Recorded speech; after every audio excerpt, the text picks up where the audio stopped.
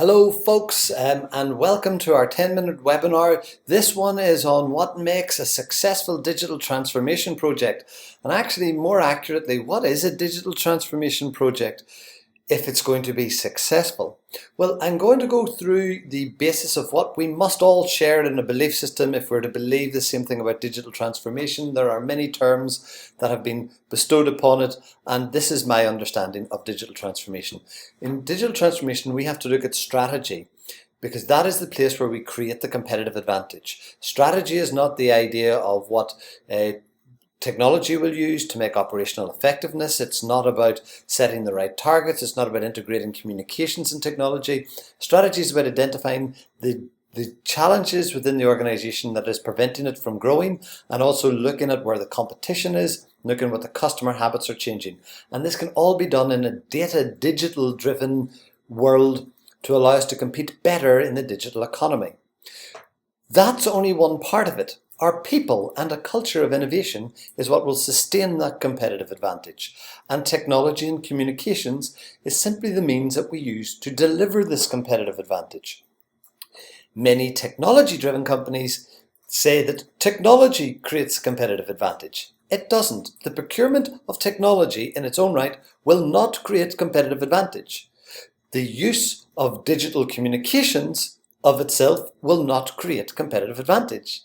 The leadership and its strategy is where we have to make the competitive advantage. So how do we go about creating these strategies, and how do we start this transformation project? Well, let me give you a little bit of an overview and case study on this one.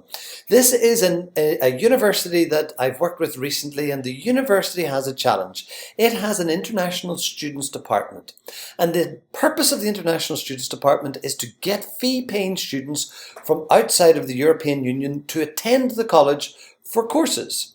So they have set up a large unit to go and market into foreign territories.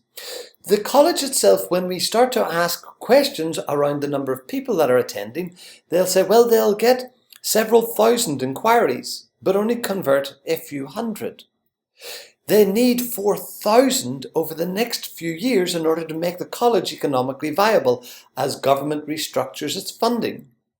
The challenge that the university actually has is when we start to get into the diagnosis of the situation is somewhat more complex, that will not be fixed with software or communications.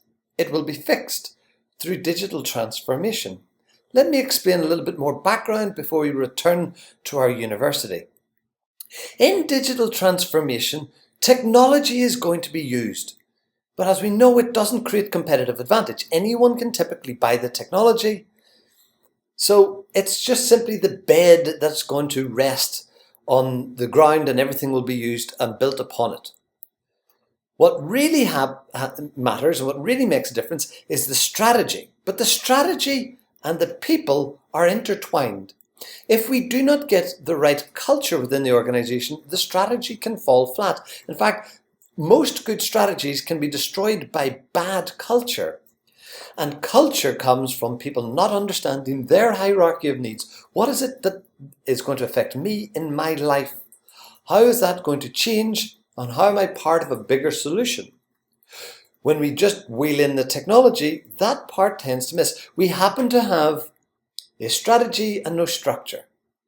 So in most cases, when we're seeing high performance, digitally transformed businesses, they have aligned their strategy, they have got their people on board, they have a culture of innovation, and they typically have to reconstruct their business. Change departments, open new departments, close down old ones, shift people around, which then typically leaves a capability gap.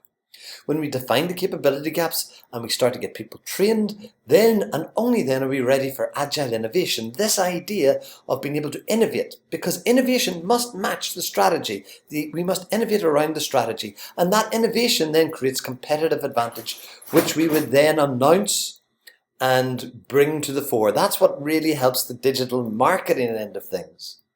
If we go up this direction, we will find that we have got the best way to specify the technology needs, and we've got created a differentiator in our products and services, which makes the marketing so much easier. So where do we start? Well, of course, our college has to start back down here at the digital business strategy. So this is a business strategy through the lens of the digital economy. The word digital in this case does not mean more tech. It's the digital economy. The challenge that they have is that they quite often find it difficult to talk at strategic levels. Most people dive straight into the tactical level. And so we use the 7 principles of digital business strategy framework. And where do you start? Well, of course, you start at know yourself. Number 1. Know yourself breaks down into 3 separate areas. Those 3 separate areas are diagnosis, strategic ambition, and unique value proposition. We're going to take a look at that in a second. But what we want must match what the customer wants or may want in the future. It must allow us to compete in a marketplace to defeat competitors, because the customer will have choice, whether it's a university or whether it is a business or whether it's a charity or whether it's a political party. The customer has choices. So our strategic ambition and value proposition must be different to those in the marketplace if we're to attract more people. And we must have the resources to be able to deliver. So the starting point for this webinar is to take a look at know yourself. So the diagnosis of the situation, if we go back to the college, is that their strategic ambition is to get 4,000 international students. Their conversion rate of students that have applied to come to the university, they have lots and lots of students applying to come, but when they go to close the deal, they find that the students have gone elsewhere. Why? Well, the international students department will say it was admissions. Their process is so slow that the customer has chosen, the learner in this case, has chosen to go with a different university. So when we go to the admissions department, they go, well, actually, when we speak to the students, yes, they've quite often gone because they had other choices given to them much more easily. Our systems are too complex, but they're also complaining that the product, the course, is not as modern as other courses. So the actual diagnosis here is that we have an operational efficiency issue and we have cultural issues, because when we ask the lecturers to change the product and make it more modern, they'll say, we've delivered this for the last 20 years. If you've got a commercial problem, why are you talking to me? I'm a lecturer. Now the leadership must stand up and say, we need to be able to streamline the business process, link marketing from the international students department to the admissions department to the product that we're actually going to supply.